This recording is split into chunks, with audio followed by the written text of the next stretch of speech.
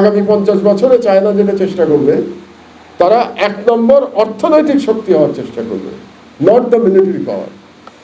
কারণ সামনের যুদ্ধ হবে, যে বলে সুইট ওয়াটারের জন্য হবে।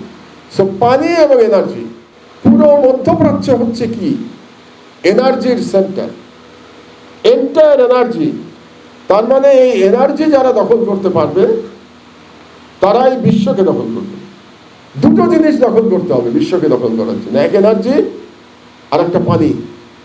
কারণ সামনের যুদ্ধ হবে, যে বলে সুইট ওয়াটারের জন্য হবে। সো পানি এবং এনার্জি, এই দুটো দখল রাখতে হবে। এবং সেই দখল করবার জন্য, এনার্জি দখল করবার জন্যও আমেরিকার দরকার মধ্যপ্রাচ্যে তাদের পার্মানেন্ট ঘাঁটি তৈরি করা। আপনারা এতদিন জানেন যে পশ্চিমাদের নানা রকম ঘাঁটি মুসলমান দেশে আছে। কাতারে হচ্ছে প্রধান ঘাঁটি আমেরিকার, বাহরাইনে ব্রিটিশদের প্রধান ঘাঁটি। এখন তারা যেটা চাচ্ছে যে তারা প্রধান ঘাঁটি যেটা করবে সেটা ইসরায়েল এবং গাজা মিলিয়ে করবে। তারপরে ওখানে that will be the central command of American forces in middle east, যেটা গাজা এবং ইসরায়েল মিলে হবে। তারা সরে আসবে, কাতার থেকে সরে আসবে তারা।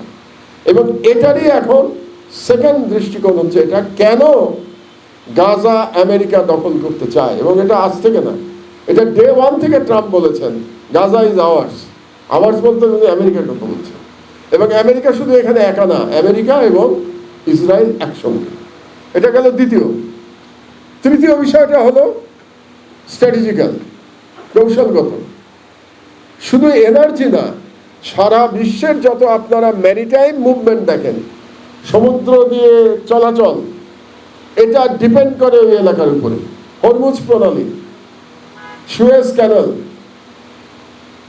মেডিটেরিয়ান, এগুলো কোথায়? তার মানে এশিয়া এবং ইউরোপের মধ্যে যে যাতায়াত, এটা সম্পূর্ণভাবে কন্ট্রোল করে এই এলাকা। গাজার একটু পরেই তো মেডিটেরিয়ান। কাজে এখানে দখল রাখাটা স্ট্র্যাটেজিক্যাল দরকার। সুতরাং যদি আমরা 3 দৃষ্টিকোণ দিয়ে বিচার করি, তাহলে বর্তমান বিশ্বের সবচেয়ে শক্তিশালী হেজেমন মার্কিন যুক্তরাষ্ট্র, সে লম্বা প্ল্যানিং নিয়েই এখানে তার কন্ট্রোল প্রতিষ্ঠা করতে চায়। এটা বাস্তবতা। এখন আপনারা বলবেন, যারা এখানে পলিটিক্যাল সায়েন্সের টিচার, হিস্ট্রি টিচার বা ছাত্র ছাত্রী, আপনারা বলবেন যে এখন তো একটা মাল্টিল্যাটারাল সিস্টেমের দিকে পৃথিবী যাচ্ছে, মাল্টিপোলার সিস্টেম। কিন্তু এখনো যায় নাই, এটা এখনো ইভলভিং, এটা এখনো যায় নাই। চায়না এবং রাশিয়া এখনো মিলিটারিলি এবং ইকোনমিক্যালি আমেরিকাকে চ্যালেঞ্জ করবার মতো অবস্থায় পৌঁছায় নাই। এটা বাস্তবতা। এই জন্য দেখুন, সারা পৃথিবীতে আমেরিকা রুল করছে, কিন্তু রাশিয়া চায়না নীরব। রাশিয়ার পক্ষে সম্ভব হচ্ছে না, কারণ রাশিয়া ইউক্রেনের যুদ্ধক্ষেত্রে আটকে গেছে। যে বলে না যে চোরাবালির মধ্যে আটকে গেছে, ইউক্রেনের চোরাবালিতে রাশিয়া আটকে গেছে, ওখান থেকে রাশিয়া বেরোতে পারছে না। কাজে রাশিয়ার পক্ষে এখন আমেরিকাকে চ্যালেঞ্জ করার কোনো সুযোগ নাই। আর চায়না এখনো সে ইকোনমিক লিডার হওয়ার জন্য চেষ্টা করছে। তো আমার ব্যক্তিগত ধারণা, আগামী 50 বছরে চায়না যেটা চেষ্টা করবে, তারা 1 নম্বর অর্থনৈতিক শক্তি হওয়ার চেষ্টা করবে, not the military power. Sorry.